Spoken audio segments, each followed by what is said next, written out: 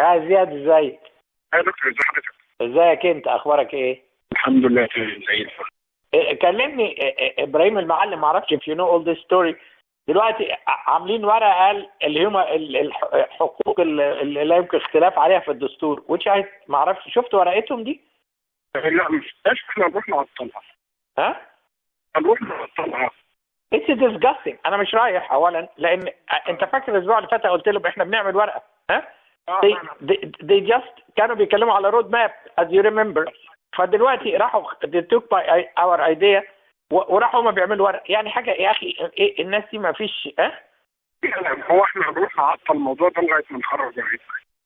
انا مش هيطلعوها بكره، عاوزين يطلعوها بكره بس ما اعرفش. مش يبقى خلاص، يبقى احنا مش هنروح، خليهم يطلعوها لوحدهم.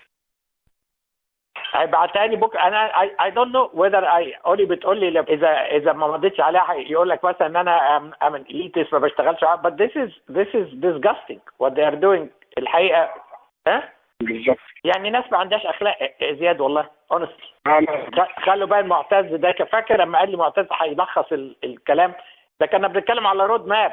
ايه اللي قلبها على بالظبط كده. فبالتالي احنا نخلص ورقتنا ونطلعها ونبدا ندير عليها حوار ومالناش دعوه بس شغلنا.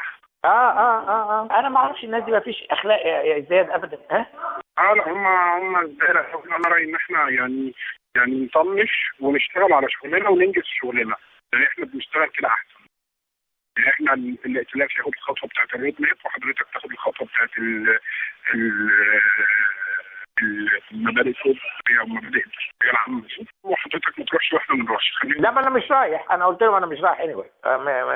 مش عشان حاجه عندي. بص يعني هو موقف حضرتك، هو موقف الائتلاف. مش هتروح الائتلاف مش لانك انت كنت بتروح باسم الائتلاف. هو مين كان التاني بيروح معاك من الائتلاف؟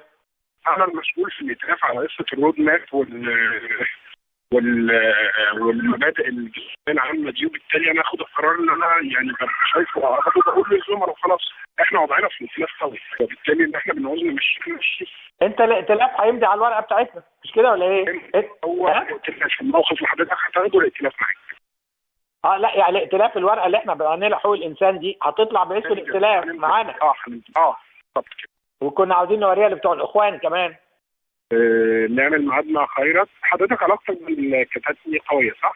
لا انا كنت حتى بفكر علاقتي بالكتاتني قويه. لا انا مش انما ممكن انا كنت بفكر شباب الاخوان كان جاي لنا بكره. لا شباب الاخوان يعني هم عارفين المبادئ الرئيسيه اللي فيها، هم معانا.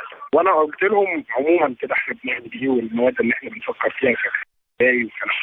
انا رايي كمان ناخد بطاريه في صفنا. طيب شوف خلاص انت of course you can run around with it، وان شاء الله حتى روح للاخوان. انا ما عنديش بقى تروح لاي حد، يعني we'll take our time فيها. بالظبط كده بالظبط. طيب alright يا زياد. ماشي يا سيدي مع السلامه. وابعت لي ورقتك بكره بقول لك whatever you have يعني درافت عشان قبل ما اروح للناس دي. خلاص اوكي ماشي. طيب ان شاء الله مع السلامه. شكرا.